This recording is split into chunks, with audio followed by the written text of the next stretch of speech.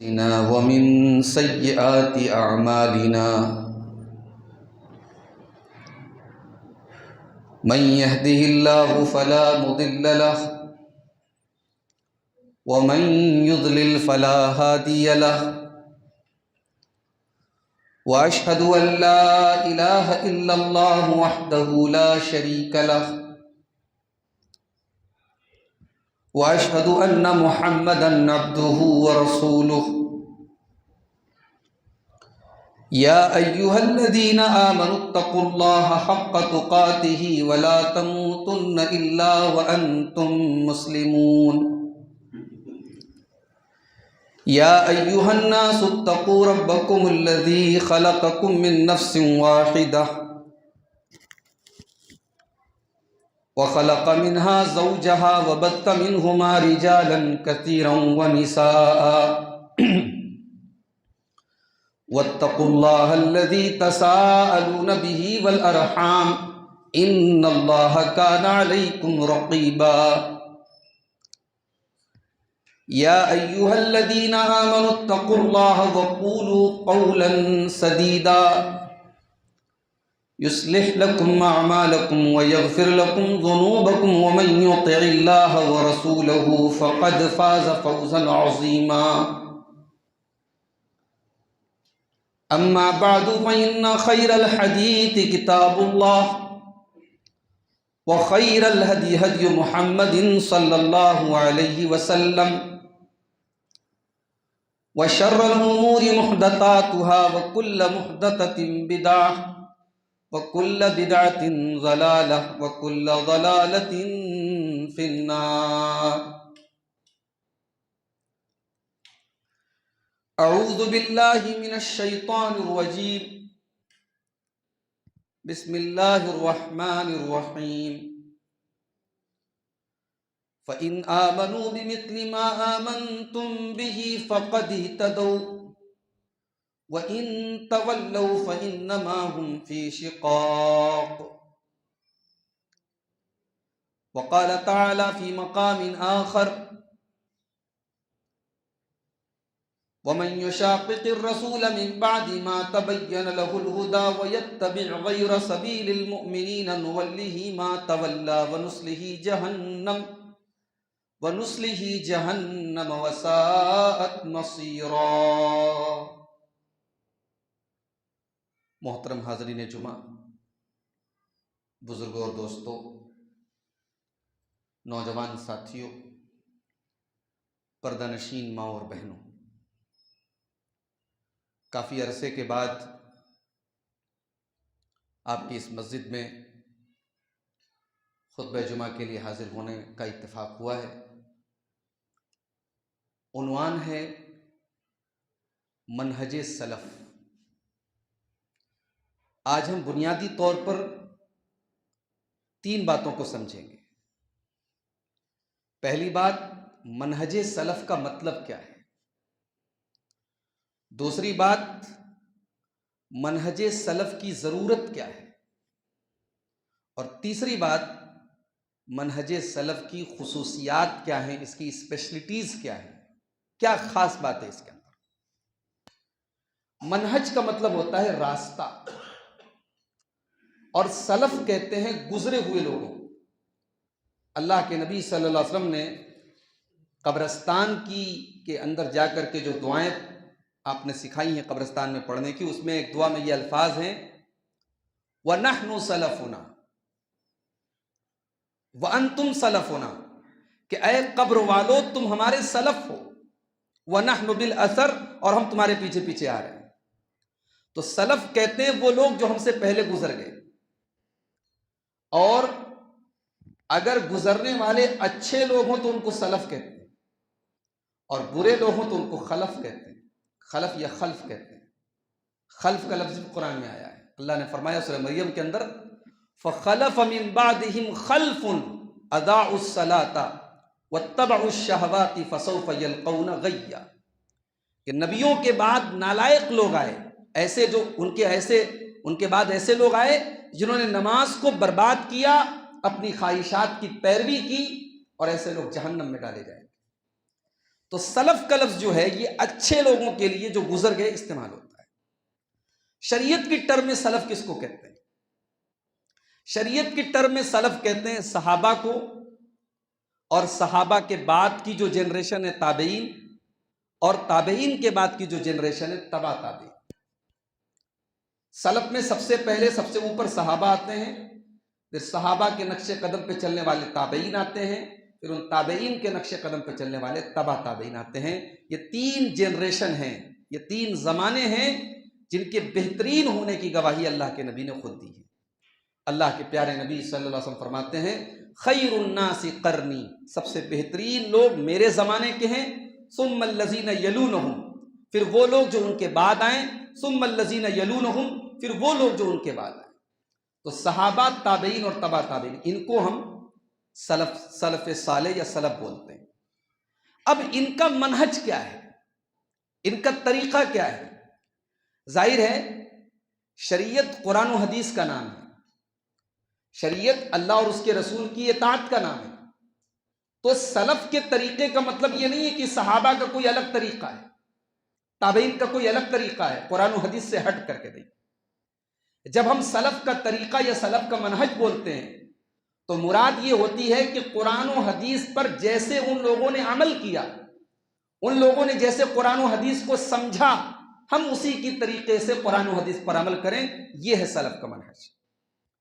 سلف کے منہج کا مطلب یہ نہیں کہ نعوذ باللہ قرآن و حدیث سے الگ ایک راستہ ہے۔ اچھا، اب اس کی دلیل کیا ہے کہ ہمیں سلف کے منہج پر چلنا چاہیے، صحابہ کے طریقے کی پیروی کرنی چاہیے، صحابہ، تابعین اور تبع تابعین کے منہج کو فالو کرنا چاہیے؟ آئیے قرآن سے اس کی 2 دلیلیں آپ کو دیتا ہوں۔ پہلی دلیل قرآن کا پہلا پارہ سورہ بقرہ، اللہ فرماتا ہے فَإِنْ آمَنُوا بِمِثْلِ مَا آمَنْتُمْ بِهِ فَقَدِ اهْتَدَوْا فَإِنْ آمَنُوا بِمِثْلِ مَا آمَنْتُمْ بِهِ فَقَدِ اهْتَدَوْا، اگر یہ لوگ ویسے ایمان لائیں جیسے تم ایمان لائے، اے میرے نبی کے صحابہ جیسے تم ایمان لائے، اگر یہ لوگ ویسے ایمان لائیں گے تب یہ ہدایت پائیں گے۔ ہدایت پانے کے لیے شرط ہے کہ آنے والی نسلیں ویسے ایمان لائیں جیسے صحابہ ایمان لائے، ان کا منہج وہی ہو جو صحابہ کا منہج تھا، ان کا عقیدہ وہی ہو جو صحابہ کا عقیدہ تھا، قرآن و حدیث کو سمجھنے کی جو سمجھ ہے وہ وہی ہو جو صحابہ کی تھی۔ بھئی آج آپ نظر اٹھا کے دیکھیں، مسلمانوں میں مختلف فرقے ہیں، مسلمانوں میں مختلف گروہ ہیں، اور کوئی مسلک، کوئی فرقہ ایسا نہیں ہے جو یہ کہتا ہو کہ صاحب ہم قرآن کو نہیں مانتے۔ ہے کیا کوئی فرقہ؟ سب قرآن کی بات کرتے ہیں، سب اپنے اپنے مسلک کے عقائد کی دلیل بھی قرآن سے دیتے ہیں، حدیثوں کو پیش کرتے ہیں۔ تو اگر آپ صرف اتنی بات کو کافی سمجھیں کہ بھئی قرآن و حدیث پر چلنا ہے، تو آج بدعات اور خرافات انجام دینے والا وہ بھی اس کو دلیل بنا رہا ہے، محرم کے مہینے میں سینہ پیٹنے والا بھی قرآن کو دلیل بنا رہا ہے، ربیع الاول کے مہینے میں جلوس نکالنے والا بھی قرآن اور حدیث کو دلیل بنا رہا ہے، مزاروں پہ جا کے سجدہ کرنے والا بھی قرآن اور حدیث سے دلیلیں دے رہا ہے۔ تو اب یہاں پر اہمیت سمجھ میں آتی ہے سلف کے منہج کی، کہ قرآن کی دلیل تو دے رہا ہے، وہ اپنے باطل عقیدے کے سپورٹ میں، اس کی تائید میں وہ حدیثیں تو پیش کر رہا ہے، مگر ہمارا سوال یہ ہے کہ قرآن کی جن آیتوں کو وہ پیش کر رہا ہے اپنی بدعات اور اپنی خرافات کی دلیل بنا کر کے، کیا صحابہ کرام نے اور صحابہ کرام کے بعد جو نیکسٹ جنریشن تھی تابعین نے، اور ان کے بعد جو نیکسٹ جنریشن تھی تبع تابعین نے، کیا ان لوگوں نے قرآن کا وہ مطلب لیا تھا؟ کیا ان لوگوں نے حدیث کا وہ مطلب لیا تھا جو آج یہ باطل عقائد کے لیے لے رہے ہیں؟ اگر نہیں لیا تھا تو یہ غلط ہے، کیونکہ یہ سلف کے منہج کے خلاف ہے۔ اسی لیے اللہ تعالیٰ شرط قرار دے رہا ہے کہ تم ایمان لاؤ ویسے جیسے میرے نبی کے صحابہ ایمان لائے۔ وَإِنْ آمَنُوا بِمِثْلِ مَا آمَنْتُمْ بِهِ فَقَدِ اهْتَدَوْا، جب تک تم ویسے ایمان نہیں لاؤ گے جیسے میرے نبی کے صحابہ ایمان لائے، تب تک تم ہدایت نہیں پا سکتے۔ وَإِن تَوَلَّوْا فَإِنَّمَا هُمْ فِي شِقَاقٍ، اور اگر تم اس سے منہ پھیر لو گے، اس سے اعراض کرو گے، تو تم گمراہ ہو جاؤ گے، تم اختلاف میں پڑ جاؤ گے، تم قرآن و حدیث کے خلاف ہو جاؤ گے۔ یعنی منہج سلف سے اگر آپ نے انحراف کیا، اس سے آپ الگ ہوئے، تو آپ قرآن و حدیث سے الگ ہو جائیں گے، آپ سیدھی راہ سے بھٹک جائیں گے۔ ایک اور دلیل دیکھیے، یہ سورہ نساء کی آیت ہے، اس میں بھی اللہ تعالیٰ نے صاف صاف منہج سلف کی اہمیت بتائی ہے۔ اللہ نے فرمایا وَمَن يَتَّبِعْ غَيْرَ سَبِيلِ الْمُؤْمِنِينَ نُوَلِّهِ مَا تَوَلَّى وَنُصْلِهِ جَهَنَّمَ وَسَاءَتْ مَصِيرًا۔ غور کیجئے گا، وَمَن يَتَّبِعْ غَيْرَ سَبِيلِ الْمُؤْمِنِينَ، جو مومنوں کے راستے کو چھوڑ کر کے کوئی اور راستہ اپنائے گا، وَمَن يُشَاقِقِ الرَّسُولَ مِن بَعْدِ مَا تَبَيَّنَ لَهُ الْهُدَىٰ وَيَتَّبِعْ غَيْرَ سَبِيلِ الْمُؤْمِنِينَ، اللہ نے فرمایا کہ جو رسول کے طریقے کی مخالفت کرے گا اور مومنوں کے راستے کو چھوڑ کر کے کسی اور راستے پر چلے گا، یعنی اللہ نے دو باتیں یہاں بیان کی، ایک ہے رسول کی مخالفت اور ایک ہے مومنوں کے طریقے کو چھوڑ دینا۔ اب ظاہر ہے کہ جب یہ آیت نازل ہوئی تو مومن کون تھے؟ صحابہ تھے۔ تو گویا اللہ تعالیٰ یہ کہہ رہا ہے کہ رسول کی مخالفت کے ساتھ ساتھ صحابہ کے طریقے سے ہٹنا اور صحابہ کے منہج سے ہٹنا، اس کا انجام کیا ہے؟ اللہ نے فرمایا نُوَلِّهِ مَا تَوَلَّى، وہ جدھر پھرے گا ہم ادھر اس کو پھیر دیں گے، وَنُصْلِهِ جَهَنَّمَ، اور اس کو جہنم میں پہنچا دیں گے، وَسَاءَتْ مَصِيرًا، اور بڑا ہی برا ٹھکانہ ہے جہاں۔ تو قرآن کریم کی ان دونوں آیتوں سے کلیئر ہو گیا کہ نجات کے لیے صرف قرآن و حدیث کا تھام لینا کافی نہیں ہے، قرآن و حدیث کو ویسے تھامنا ہے جیسے سلف نے تھاما، قرآن و حدیث کو ویسے سمجھنا ہے جیسے صحابہ نے سمجھا، جیسے سلف نے سمجھا۔ آج آپ دیکھیے ہمارے بہت سارے نوجوان انٹرنیٹ پر مختلف لوگوں کو سنتے ہیں۔ اب ظاہر ہے انٹرنیٹ کی دنیا تو بہت وسیع ہے نا، وہاں کوئی بھی جس کے پاس اپنے یوٹیوب چینل ہو، جس کے پاس اسٹیج ہو، مائک ہو، اس کے لیکچرز آ سکتے ہیں۔ اب ایک آدمی قرآن کی آیتیں پڑھ رہا ہے، اللہ کے نبی کی حدیثیں پیش کر رہا ہے، حدیثوں کے نمبر دے رہا ہے، لیکن وہ آپ کو پیش کیا کر رہا ہے؟ صحابہ کرام کے خلاف الٹے سیدھے اعتراضات، صحابہ کرام کے بارے میں بدگمانی، حضرت امیر معاویہ، حضرت عمرو بن عاص، حضرت مغیرہ بن شعبہ، حضرت عثمان غنی اور دیگر صحابہ کے بارے میں وہ فالتو باتیں کرتا ہے، بکواس کرتا ہے۔ ہمارا نوجوان ایسے لوگوں کو سنتا ہے اور متاثر ہوتا ہے، اسے لگتا ہے یار بات تو صحیح کہہ رہا ہے، سامنے والا بات تو دلیل سے دے رہا ہے۔ سوال یہ نہیں ہے کہ سامنے والا دلیل سے بات کر رہا ہے، سوال یہ ہے کہ اس نے دلیل کی بنیاد پر جو بات کہی ہے وہ بات ہی سرے سے غلط ہے۔ سامنے والا جتنا ہی حدیثوں کے نمبر پیش کرے اور قرآن کی آیتیں پیش کرے، اگر اس کی باتوں کی بنیاد اس پر ہے کہ وہ آپ کو صحابہ سے دور کر رہا ہے اور صحابہ کا بغض آپ کے دلوں میں پیدا کر رہا ہے، اس کا مطلب کہ اس کی بنیاد ہی غلط ہے۔ سلف کا منہج کیا ہے؟ ہم تمام صحابہ کا احترام کرتے ہیں، ہم صحابہ میں کیڑے نہیں نکالتے، ہم صحابہ پر اعتراض نہیں کرتے، ہم صحابہ کے آپس کے اختلافات کو اچھالتے نہیں ہیں، ہم صحابہ کو معصوم نہیں مانتے، ہم صحابہ کو انسان مانتے ہیں، مگر انسان ماننے کے باوجود ہمارا یہ عقیدہ ہے کہ صحابہ کرام جنتی ہیں، ان سے خطائیں ہوئی ہیں، ان سے غلطیاں ہوئی ہیں، مگر اللہ نے ان کی خطاؤں کو معاف کر دیا ہے۔ ان کی نیت میں کوئی کھوٹ نہیں تھا، ان کے دل میں کوئی لالچ نہیں تھا۔ بشری تقاضے کے تحت کبھی کوئی غلطی ہو گئی، کبھی ایسے حالات ہوئے میدان جنگ میں، ایسے حالات ہوئے کہ میدان جنگ چھوڑ کے بعض صحابہ بھاگنے لگے، اللہ نے قرآن میں اس کا ذکر بھی کیا، مگر اللہ نے جہاں بھی صحابہ کی غلطیوں کا ذکر کیا قرآن میں، اللہ نے آگے پیچھے یہ ضرور بیان کر دیا کہ ہم نے ان کو معاف کر دیا، ہم نے ان کو معاف کر دیا۔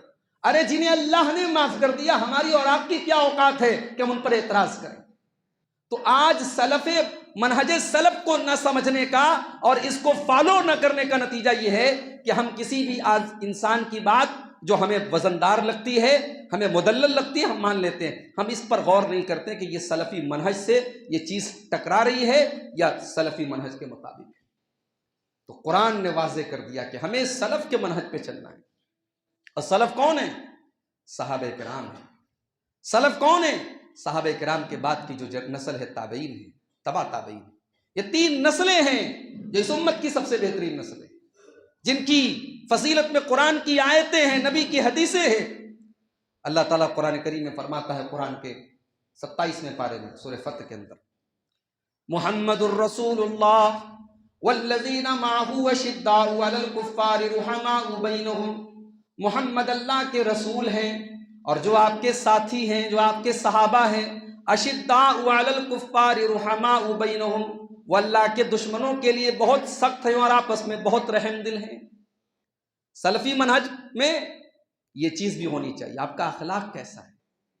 آپ نمازی ہیں، آپ ماشاءاللہ شرعی داڑھی رکھے ہوئے ہیں، تقویٰ طہارت آپ کے اندر ہے، مگر آپ کا اخلاق کیسا ہے؟ کہیں ایسا تو نہیں کہ آپ کا اخلاق منہج سلف کے خلاف ہے، آپ کا اخلاق صحابہ کرام سے میل نہیں کھاتا، آپ کا اخلاق محدثین سے میل نہیں کھاتا۔ اللہ نے صحابہ کے اخلاق کو بھی بیان کیا، اشداء علی الکفار، وہ کافروں کے لیے بہت سخت ہیں، رحماء بینہم، اور آپس میں بہت رحم دل ہیں۔ تراہم رکعا سجدا یبتغون فضلا من اللہ ورضوانا، تم جب بھی ان کو دیکھو گے وہ یا تو تمہیں رکوع کی حالت میں نظر آئیں گے یا تمہیں سجدے کی حالت میں نظر آئیں گے۔ یہ سلف منہج سلف کی یہ دوسری خصوصیت ہے کہ ان کے یہاں عبادتوں کا شوق ہوتا ہے۔ سلف کے منہج پہ چلنے والے، ان کے دلوں میں عبادتوں کا شوق ہوتا ہے، وہ نمازوں کے پابند ہوتے ہیں، وہ تہجد گزار ہوتے ہیں، وہ نوافل کا اہتمام کرتے ہیں۔ اگر آپ کی زندگی میں نوافل نہیں ہے، آپ کی زندگی میں عبادت نہیں ہے، اور آپ اپنے آپ کو سلفی کہتے ہیں، تو معاف کیجئے، آپ اپنی نسبت بدل دیجئے۔ سلف کے منہج سے وہی انسان اپنی نسبت رکھے جس کے اندر یہ کوالٹی پائی جاتی ہے، تراہم رکعا سجدا یبتغون فضلا من اللہ ورضوانا، تم جب بھی ان کو دیکھو گے یا تو تمہیں رکوع کی حالت میں نظر آئیں گے یا سجدے کی حالت میں نظر آئیں گے۔ اور آگے اللہ نے فرمایا کہ وہ اللہ کے فضل کے طالب ہیں، یبتغون فضلا من اللہ ورضوانا، ان کے دلوں میں کوئی کھوٹ نہیں ہے، وہ ریاکار نہیں ہے، وہ دکھاوا نہیں کرتے، اخلاص ہے ان کے اندر۔ یہ سلفی منہج کی تیسری خصوصیت ہے۔ اس منہج میں دکھاوا نہیں ہے، اس منہج میں شو آف نہیں ہے، اس منہج میں نمائش نہیں ہے، اس میں دینداری ہے، تقویٰ ہے، مگر اخلاص کے ساتھ۔ اور آگے اللہ نے فرمایا سیماہم فی وجوہہم من اثر السجود، ان کی پہچان ان کے چہروں پر سجدے کا نشان ہے، ان کی پہچان ان کے چہروں پر سجدوں کا نشان ہے۔ اب یہ سجدے کا نشان، یہ جو ماتھے پر گٹا جس کو بولتے ہیں، گٹا نہیں ہے۔ اہل علم نے لکھا ہے، مفسرین نے لکھا اس آیت کی تفسیر میں کہ جب انسان راتوں میں نماز پڑھتا ہے تو اس کی عبادت کا اثر اس کے اخلاق پر محسوس ہوتا ہے، اس کی شکل و صورت پر محسوس ہوتا ہے، اس کی عبادتوں کا نور اس کے چہرے سے جھلکتا ہے، لوگ پہچان لیتے ہیں کہ ہاں یہ متقی انسان ہے۔ تو تقویٰ اور طہارت کا اثر ان کے باطن کے ساتھ ساتھ ان کے ظاہر میں ہوتا ہے۔ تو سلفی منہج یہ نہیں ہے کہ آپ کی باتیں لمبی چوڑی ہو، آپ کے پاس میٹیریل بہت اچھا ہو، کنٹینٹ بہت اچھا ہو، لیکن اس کے اوپر عمل نہ ہو۔ سلف کا منہج یہ ہے کہ آپ اپنے علم کے اوپر عمل کریں۔ عبداللہ ابن مسعود رضی اللہ تعالیٰ عنہ کہتے ہیں کنا لا نتجاوز 10 آیات، ہم لوگ اللہ کے رسول صلی اللہ علیہ وسلم سے 10 آیتیں سیکھتے تھے اور ان 10 آیتوں پر پہلے عمل کرتے تھے، تب آگے بڑھتے تھے۔ یہ سلف کا منہج ہے کہ وہ اپنے علم کے اوپر عمل کرتے تھے اور بغیر علم کے وہ کوئی بات نہیں کہتے تھے۔ جس چیز کی انہیں نالج نہ ہو وہ بات وہ نہیں کہتے تھے۔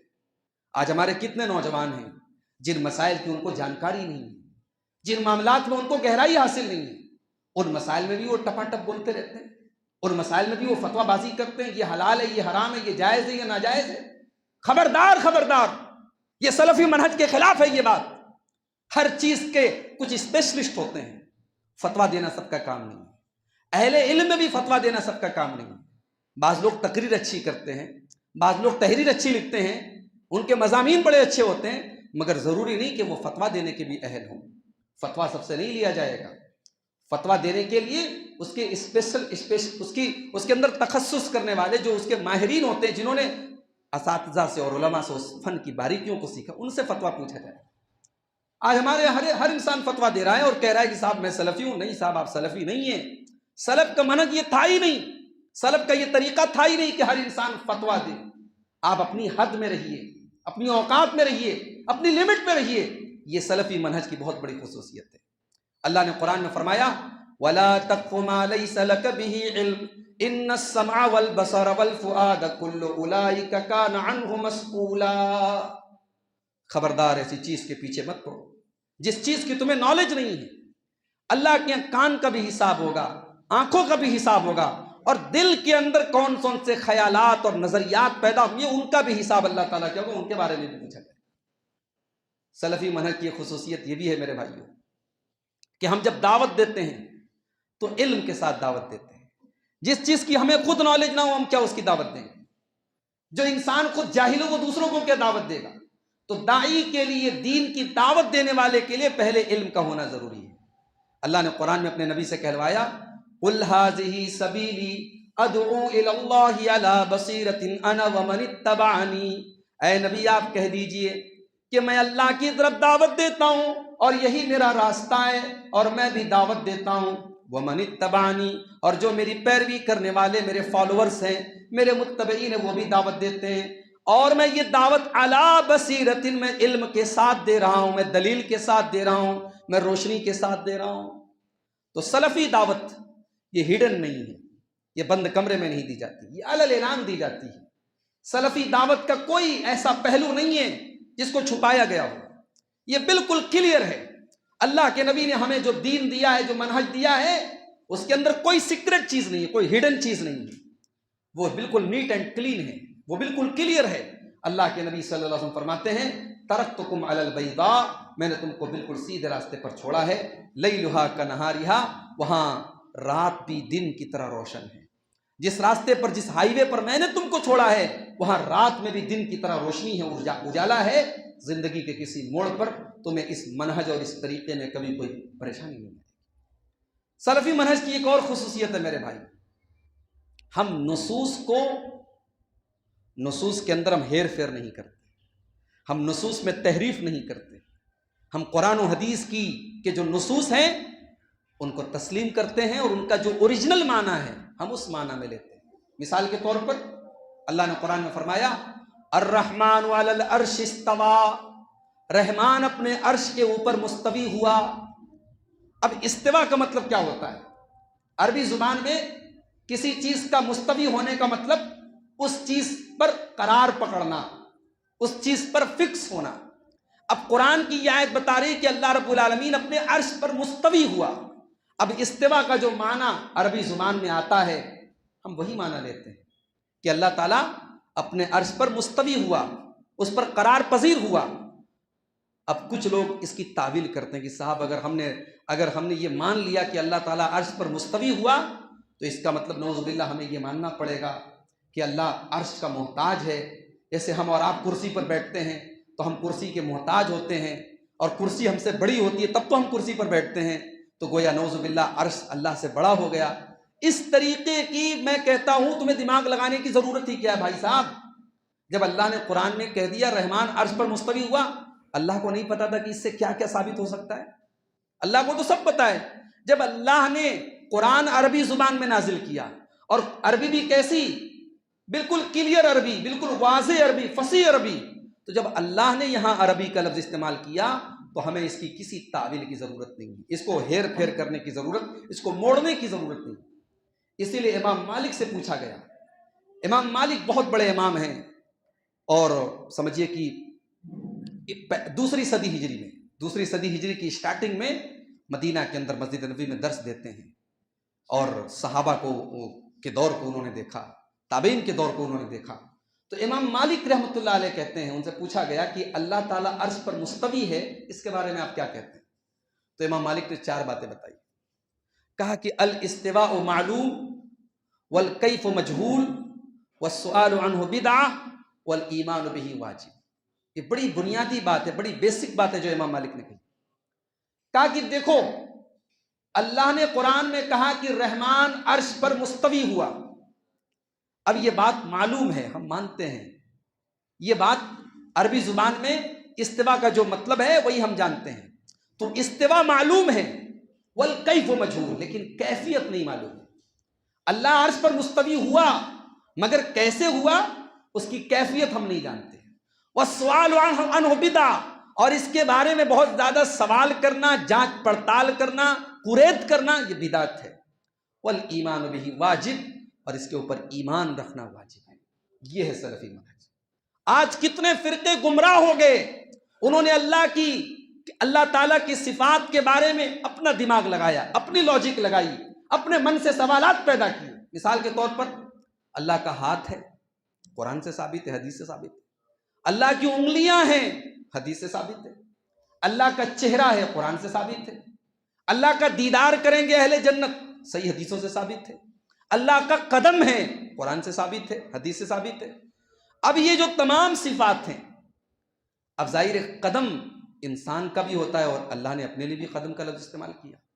ہاتھ انسان کا بھی ہوتا ہے، ہمارا اور آپ کا بھی ہوتا ہے، اور اللہ نے اپنے لیے بھی ہاتھ کا لفظ استعمال کیا. آنکھیں ہماری بھی ہوتی ہیں اور اللہ نے اپنے لیے بھی آنکھ کا لفظ استعمال کیا. چہرہ ہمارا بھی ہوتا ہے اور اللہ نے اپنے لیے بھی چہرے کا لفظ استعمال کیا. تو اب کچھ لوگوں کو یہ لگا کہ اگر ہم اللہ کے لیے چہرہ مان لیں گے تو پھر اس سے مشابہت لازم آ جائے گی، گویا کہ ہم اللہ کو اپنے سے ملا رہے ہیں، اپنے سے میچ کر رہے ہیں. بھائی صاحب، ہمیں میچ کرنے کی ضرورت ہی نہیں ہے. اللہ نے قرآن میں اپنے لیے چہرے کا لفظ استعمال کیا، ہم چہرے کا ترجمہ چہرہ ہی کریں گے، چہرے کا معنی چہرہ ہی لیں گے. ہاں، اب کوئی پوچھے کہ اللہ کا چہرہ کیسا ہے، وہاں ہم کہیں گے صاحب ہم نہیں جانتے، ہمیں نہیں معلوم کہ اللہ کا چہرہ کیسا ہے، لیکن چہرہ ہے، اس پر ہمارا ایمان ہے. اللہ کا ہاتھ ہے، اس پر ہمارا ایمان ہے. اللہ کی آنکھ ہے، ہمارا ایمان ہے. اللہ کا قدم ہے، ہمارا ایمان ہے. جتنے اللہ کی صفات کا ذکر قرآن و سنت میں ہے، سلفی منہج کی یہ خصوصیت ہے کہ ہم اس کے اوپر ایمان رکھتے ہیں اور ہم تعویل نہیں کرتے، ہم تحریف نہیں کرتے. ہمارے یہاں یہ بھی نہیں ہے کہ قرآن کی کسی ایک آیت کو لے لیا اور دوسری آیت کو نظر انداز کر کے ہم نے کوئی عقیدہ گڑھ لیا. جیسے ایک فرقہ پیدا ہوا، خوارج کا فرقہ. انہوں نے قرآن کی ان آیتوں کو جس میں گناہ کرنے پر جہنم کی وعید سنائی گئی، انہوں نے ان کو دلیل بنایا اور کہا کہ اگر کسی نے کبیرہ گناہ کیا تو ہمیشہ جہنم میں جائے گا. کسی نے اگر شراب پی لی ہمیشہ جہنم میں، کسی نے چوری کر لی ہمیشہ جہنم میں، کسی نے جھوٹ بول دیا ہمیشہ جہنم میں. کبیرہ گناہ جس نے کر دیا وہ ہمیشہ جہنم میں رہے گا. دوسری طرف ایک فرقہ پیدا ہوا، مرجیہ کا فرقہ. اس نے کہا صاحب قرآن تو کہہ رہا ہے کہ ایمان والے جنت میں جائیں گے، ایمان والا زنا کرے، چوری کرے، شراب پیے، قتل کرے، وہ جنت میں ہی جائے گا، گناہ کرنے سے اس کے ایمان پر کوئی فرق نہیں پیدا ہو. اب ایک فرقہ ایمان کے ساتھ جتنا گناہ کرو سب کے بعد جنت میں لے کے جا رہا ہے. ایک فرقہ کہہ رہا ہے کہ اگر تم نے کبیرہ گناہ کیا ڈائریکٹ جہنم میں، ہمیشہ جہنم میں جاؤ گے. اور دونوں دلیل کہاں سے دے رہے ہیں؟ قرآن سے دے رہے ہیں. اب یہاں پہ سلفی منہج کیا کہتا ہے؟ سلفی منہج کہتا ہے کہ ہم نصوص کو جمع کریں گے، ہم نصوص کو جمع کریں گے. ہم قرآن کی کسی ایک آیت کو لے کر کے ہم عقیدہ نہیں بنا لیں گے، ہم قرآن کے تمام نصوص کو اور حدیثوں کو جمع کریں گے اور ان سے جو عقیدہ نکلتا ہم اس پر عمل کریں گے. اور قرآن و حدیث کے نصوص کو جب ہم جمع کرتے تو پتہ یہ چلتا ہے کہ کبیرہ گناہ کرنے والا جہنم میں اللہ تعالیٰ اس کو داخل بھی کر سکتا ہے اور اللہ تعالیٰ معاف بھی کر سکتا ہے. لیکن اگر وہ ایمان اور توحید پر تھا تو کبیرہ گناہ کرنے والا ہمیشہ جہنم میں نہیں رہے گا. یہ قرآن و حدیث سے یہ بات ثابت ہے. اور یہ بھی نہیں ہے کہ کوئی ایمان والا ہے تو وہ چاہے جو گناہ کرے وہ جنت میں ہی جائے گا، جہنم میں نہیں جائے گا. وہ جہنم میں اللہ تعالیٰ کی مشیت پر ہے، اللہ اس کے گناہوں کی سزا جب تک چاہے گا اس کو جہنم میں ڈال سکتا ہے. تو یہ عقیدہ جو ہے یہ قرآن و سنت کے مطابق ہے. تو سلفی منہج میں نصوص کو جمع کیا گیا ہے کسی ایک. اب مثال کے طور پر شیعہ کے آپ دیکھیے، حضرت علی کی فضیلت پر آپ کسی شیعہ عالم کی تقریر سنیں، ایسی الٹی سیدھی باتیں. جیسے اللہ نے سورہ رحمان میں فرمایا مرج البحرین یلتقیان، مرج البحرین یلتقیان، اللہ نے دو دریاؤں کو ملا دیا.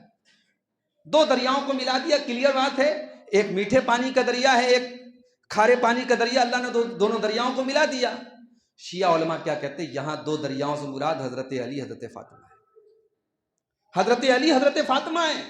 آگے اللہ نے فرمایا یخرج منہما اللؤلؤ والمرجان، دونوں دریاؤں سے موتی اور مونگے نکلتے ہیں. جو قیمتی ہیرے اور جواہرات ہوتے ہیں، موتی ہوتے ہیں، وہ نکلتے ہیں. کس سے؟ دونوں سمندروں سے، دریاؤں سے. اب شیعہ کے یہاں اس کی تفسیر آپ دیکھیے، وہ کہتے ہیں کہ صاحب اس سے حسن اور حسین رضی اللہ تعالیٰ عنہ مراد. تو حضرت حسن حضرت حسین یا حضرت علی کی فضیلت کیا ہم نہیں مانتے؟ ہم مانتے ہیں، مگر ہم قرآن کو مشق ستم نہیں بناتے. سلفی منہج میں قرآن کو اپنی خواہشات اور اپنے عقیدے کا مقتدی نہیں بنایا جاتا. قرآن ہمارا امام ہے، ہم قرآن کے مقتدی ہیں، ہم قرآن کو مقتدی نہیں بنائیں گے، ہم قرآن کو اپنے نظریے کے مطابق نہیں ڈھالیں گے. گمراہ فرقوں کی تاریخ آپ اٹھا کے دیکھیں. ایک فرقہ اسی ہندوستان میں پیدا ہوا، اس نے کہا کہ شریعت کا مقصد ہے زمین پر اللہ تعالیٰ کی حکومت قائم. قرآن اور حدیث کا ایک ہی مقصد ہے کہ زمین پر اللہ کی حکومت قائم ہے. اب اس نے لا الہ الا اللہ کا مطلب کیا بتایا؟ اللہ کے سوا کوئی حاکم نہیں ہے. لا الہ الا اللہ کا مطلب کیا ہے؟ اللہ کے سوا کسی کی حکومت نہیں چلے گی. اب انہوں نے ایک عقیدہ گڑھا اور پھر اس عقیدے پر انہوں نے پوری قرآن اور حدیث کو پھر اسی عقیدے کے ماتحت کر دیا. سلفی منہج ان تمام چیزوں سے پاک ہے میرے بھائی. ہم قرآن و حدیث کے مطابق اپنا عقیدہ بناتے ہیں، اپنے عقیدے کے مطابق قرآن و حدیث نہیں بناتے. اسی طریقے سے سلفی منہج میں ایک خاص بات اور بھی ہے کہ ہم حدیثوں کا بٹوارا نہیں کرتے، سنت کا بٹوارا نہیں کرتے. ہم یہ نہیں کہتے صاحب اب یہ حدیث تو صحیح ہے مگر اس کے سپورٹ میں قرآن کی کوئی آیت لاؤ تب ہم مانیں گے. ہمارا یہ عقیدہ بھی نہیں ہے کہ صاحب حدیث تو صحیح ہے مگر ہماری عقل میں نہیں آتی. صحیح بخاری کی حدیث ہے، سورج جب غروب ہوتا ہے اللہ کے عرش کے آگے سجدہ کرنے جاتا ہے نا. صحیح بخاری کی حدیث ہے. سورج جب ڈوبتا ہے، جب غروب ہوتا ہے اللہ کے عرش کے آگے سجدہ کرنے جاتا ہے. اب سائنس اور ٹیکنالوجی تو کچھ اور کہہ رہی ہے صاحب. سائنس کہہ رہی ہے سورج ڈوبتا ہی نہیں ہے. سورج آپ کے یہاں غروب ہوا کہیں اور طلوع ہو رہا ہے. سورج تو روٹیٹ ہو رہا ہے. جس حصے میں سورج نظر آ رہا ہے وہاں دن ہے، جہاں نظر نہیں آ رہا ہے وہاں رات ہے. اب سائنس اور لاجک اور عقل کی بنیاد پر اگر آپ اس حدیث کو رکھیں گے تو آپ کو لگے گا یار یہ تو بات صحیح سمجھ میں نہیں آ رہی. مگر قرآن کا پہلا پارہ اٹھائیے، اللہ کہتا ہے الف لام میم ذالک الکتاب لا ریب فیہ ھدی للمتقین الذین یؤمنون بالغیب. متقی وہ لوگ ہیں جو غیب کے اوپر ایمان رکھتے ہیں. بہت ساری چیزیں ایسی ہیں قرآن و سنت کی جن کا تعلق غیب سے ہے، جو ہماری عقل اور ہماری لاجک سے اوپر کی چیز ہے. اب حدیثیں بتا رہی کہ قبر کے اندر عذاب ہو رہا ہے. اب ہم قبر کے اندر کھود کے تو نہیں دیکھتے صاحب کہ اس کے اندر عذاب ہو رہا ہے کہ نہیں ہو رہا ہے. ہمارا ایمان ہے قبر میں عذاب ہو رہا ہے. ہم نے جنت کو نہیں دیکھا لیکن جنت پر ہمارا ایمان ہے.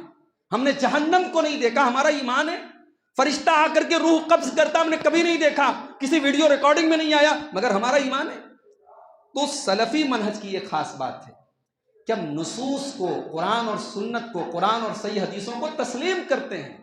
ہم عقل کی بنیاد پر ریجیکٹ نہیں کرتے، ہم لاجک کی بنیاد پر ریجیکٹ نہیں کرتے، ہم حدیثوں کو قرآن پر پیش نہیں کرتے. یہ بھی بہت بڑا مسئلہ ہے کہ لوگ کہتے ہیں صاحب حدیثوں کو قرآن پر پیش کرو، جو حدیث قرآن کے مطابق ہو اس کو لے لو اور جو حدیث قرآن کے خلاف ہو اس کو چھوڑ دو. میں کہتا ہوں یہ طے کرنے والے تم ہوتے کون ہو سکتا ہے تمہیں لگ رہا ہو کہ وہ حدیث قرآن کے خلاف ہے لیکن وہ قرآن کے خلاف نہیں. بہت ساری باتیں ایسی ہیں جو قرآن میں بیان نہیں کی گئی، حدیث میں بیان کی گئی. اللہ نے قرآن میں فرمایا ان عدت الشہور عند اللہ 12 شہرا، سال کی تعداد، سال میں مہینوں کی تعداد اللہ کے نزدیک 12 ہے. 12 مہینے ہیں قرآن کہہ رہا ہے. اب پورے قرآن میں کوئی لا کے دکھا دے کہ 12 مہینوں کا نام کہیں آیا ہے. اللہ نے کہا 12 مہینے ہیں سال میں، منہا اربعۃ الحرم، اور اس میں 4 مہینے حرمت والے ہیں. پورے قرآن میں کہیں لا کے دکھا دو کہ 12 مہینوں کے نام کیا ہیں اور 4 مہینے کون کون سے حرمت والے ہیں. پورے قرآن میں کہیں ذکر نہیں ہے صاحب. اب اگر ہم حدیث پیش کریں اور کوئی کہے صاحب قرآن سے اس کی دلیل کہاں ملتی ہے تو ایسے انسان کو عقل کا پیدل ہی کہا جائے گا نا بھائی، کہ ضروری نہیں ہے کہ ہر چیز آپ کو جو حدیث میں ملے قرآن کے اندر اس کا سپورٹ ملے. مثال کے طور پر اللہ نے فرمایا یا ایھا الذین آمنوا اذا نودی للصلاۃ من یوم الجمعہ فاسعوا الی ذکر اللہ. اے ایمان والو جب جمعہ کے دن جمعہ کی اذان دی جائے تو تم اللہ کے ذکر کی طرف دوڑ پڑو، تم امام کا خطبہ سننے کے لیے دوڑ پڑو. اب دیکھیے جمعہ کے دن جمعہ کی اذان ہو جائے، پورے قرآن میں کہیں نہیں بتائے گا کہ اذان کیسے دی جائے، اذان کتنی مرتبہ دی جائے، اذان میں اللہ اکبر کتنی بار کہا جائے، اشہد ان لا الہ الا اللہ کتنی بار کہا جائے، حی علی الصلاۃ کتنی بار کہا جائے. پورے قرآن میں کہیں نہیں ہے مگر قرآن کہہ رہا ہے اذان دی جائے. یہ کہاں سے اس کی دلیل ملے گی؟ حدیث سے ملے گی. تو جو لوگ حدیث کا انکار کرتے ہیں یا یہ کہتے ہیں کہ صاحب ہم حدیث کو قرآن کے مطابق ہوگی تو لیں گے، اب اس طریقے کی قرآن کی آیتیں ایسے لوگوں کے منہ پر تھپڑ ہیں. آپ بغیر حدیث کے آپ شریعت پر عمل نہیں کر سکتے میرے بھائی. شریعت قرآن و حدیث دونوں کے مجموعے کا نام ہے. اسی طریقے سے حدیثوں میں بٹوارا کرنا کہ صاحب جو متواتر حدیث ہوگی وہ لیں گے، جو آحاد ہوگی وہ نہیں لیں گے. آج ہمارے بہت سارے بھائی ہیں امام کے پیچھے سورہ فاتحہ نہیں پڑھتے. کیوں نہیں پڑھتے صاحب؟ کہتے ہیں کہ قرآن کہہ رہا ہے کہ جب قرآن پڑھا جائے تو خاموش رہو، غور سے سنو. وَإِذَا قُرِئَ الْقُرْآنُ فَاسْتَمِعُوا لَهُ وَأَنصِتُوا، جب قرآن پڑھا جائے تو غور سے سنو اور چپ رہو. تو قرآن پڑھا جا رہا ہے، ہم چپ ہیں. اب ہم ان سے جب کہتے ہیں بھائی صاحب اللہ کے رسول صلی اللہ علیہ وسلم کی صحیح حدیث ہے لا صلاۃ الا بفاتحۃ الکتاب، بغیر سورہ فاتحہ کے کوئی نماز نہیں. تو کہتے ہیں یہ تو حدیث ہے اور میں قرآن کی آیت پڑھ رہا ہوں، قرآن کی آیت کے مقابلے میں حدیث کو نہیں مانا جائے. یہ تمام طریقے ہیں حدیثوں کو ریجیکٹ کرنے کے، حدیثوں کو ٹھکرانے کے. یہ سلف کا منہج نہیں ہے میرے بھائی، یہ منہج سلف نہیں ہے کہ ہم حدیثوں کو اپنے نظریات کے مطابق ٹھکرا دیں. سلف کا منہج کیا ہے؟ انما کان قول المؤمنین اذا دعوا الی اللہ ورسولہ لیحکم بینہم ان یقولوا سمعنا واطعنا. ایمان والے تو وہ لوگ ہوتے ہیں جب ان کے سامنے اللہ کا فیصلہ آ جائے، جب ان کے سامنے رسول کا فیصلہ آ جائے تو ان کی زبان سے بس ایک ہی جملہ نکلتا ہے، سمعنا واطعنا، ہم نے سن لیا اور مان لیا، ہم نے سن لیا اور تسلیم کر لیا. We have surrendered, we have submitted, ہم نے سن لیا، ہم نے مان لیا. یہ اہل ایمان کا عمل ہوتا ہے اور صحابہ کا یہی طریقہ تھا. حضرت معقل بن یسار رضی اللہ تعالیٰ عنہ کی بیٹی کو ان کے داماد نے طلاق دے دی. غصہ آیا، طلاق دے دی. اس زمانے میں طلاق اتنی مشکل چیز بھی نہیں تھی جتنی آج ہمارے یہاں مشکل ہو گئی. بھائی ٹھیک ہے میاں بیوی میں نہیں بن رہی ہے، طلاق ہو گئی. اب ایسا نہیں کہ جس کو طلاق ہوگی اس سے کوئی نکاح نہیں کرے. ہمارے یہاں تو اگر کسی لڑکی کو طلاق ہو جائے تو صاحب ساری دنیا یہ کہے گی اس کی کوئی غلطی ہوگی، لڑکی ہی کے اندر کوئی خامی ہوگی، اس کو طلاق ملی ہے. طلاق شدہ عورت کی شادی کسی کنوارے سے نہیں ہو سکتی. اس کی شادی ہوگی کسی بڈھے سے ہوگی، اس کی شادی ہوگی کسی 4-5 بچوں کے باپ سے ہوگی. یہی ہے نا. ہمارے یہاں طلاق کو ایک گالی بنا دیا گیا. صحابہ کے دور میں ایسا نہیں ہوتا تھا. اور آج بھی آپ عرب ممالک میں چلے جائیں وہاں طلاق بھی ہوتی ہے، ایک سے زیادہ شادیاں بھی ہوتی ہیں، کوئی مسئلہ نہیں. حضرت معقل بن یسار صحابی رسول ہیں، ان کی بیٹی کو داماد نے طلاق دے دیا. بیٹی آ گئی، داماد کو احساس ہوا کہ میں نے طلاق دے کے غلط کیا.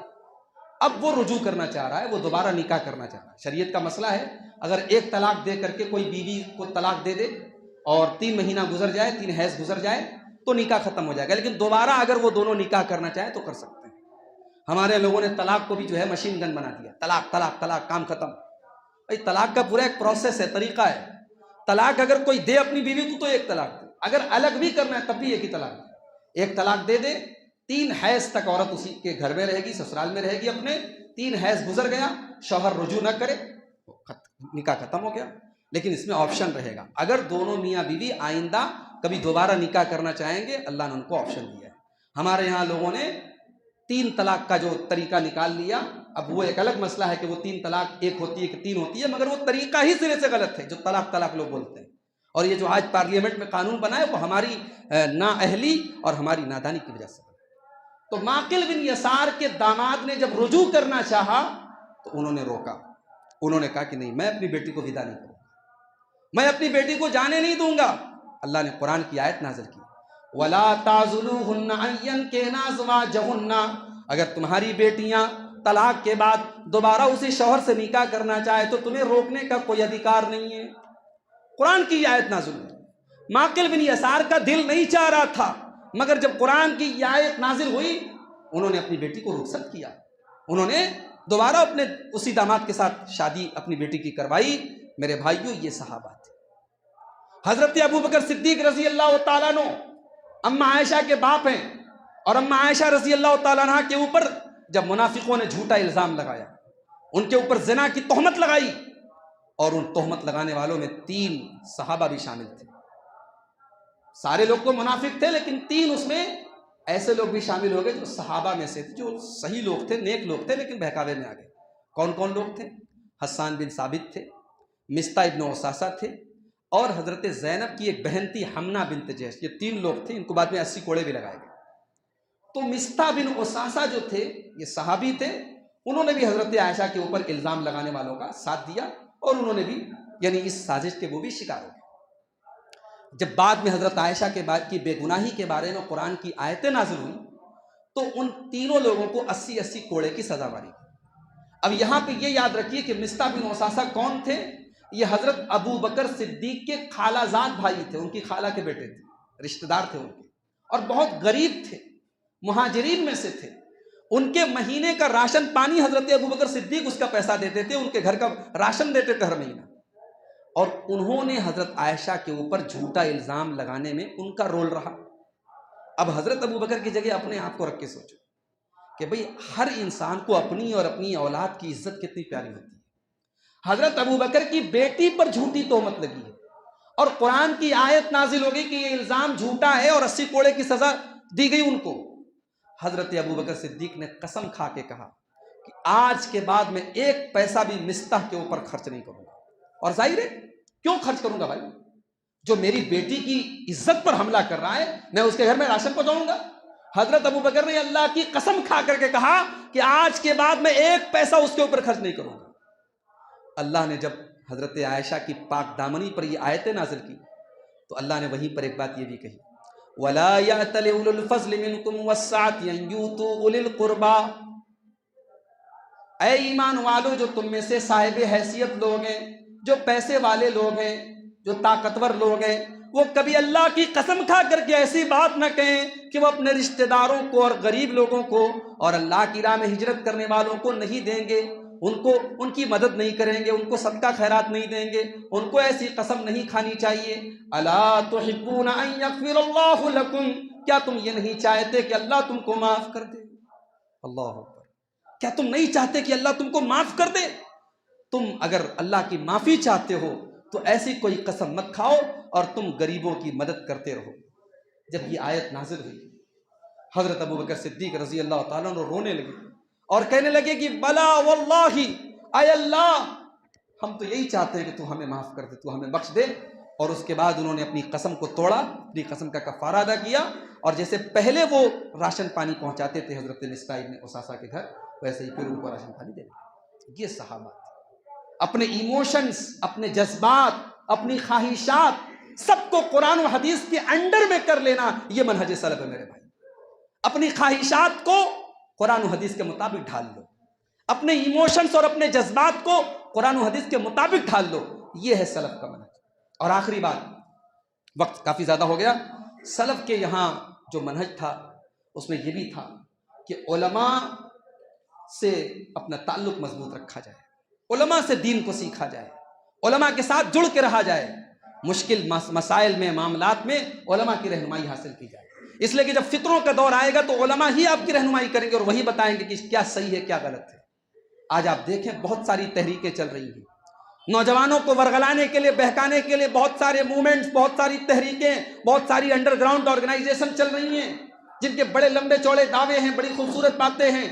ہمارا نوجوان اٹریکٹ ہو جاتا ہے ان کی طرف، آکرشت ہو جاتا ہے ان کی طرف، کسی کے خوبصورت نعروں، کسی کی لمبی داڑھی، کسی کے لمبے چکے اور جبے پر وہ فریفتہ ہو جاتا ہے۔ نہیں میرے بھائی، جب بھی کوئی آرگنائزیشن، کوئی تحریک، کوئی موومنٹ آپ کو اپنی طرف بلائے، آپ اپنے دور کے علماء حق سے کانٹیکٹ کیجئے، اپنے دور کے صحیح علماء، قرآن و حدیث کے جانکار علماء سے کانٹیکٹ کیجئے، وہ بتائیں گے کہ ان تحریکوں کا اصل مقصد کیا ہے، ان آرگنائزیشن کے پیچھے بنیاد کیا ہے۔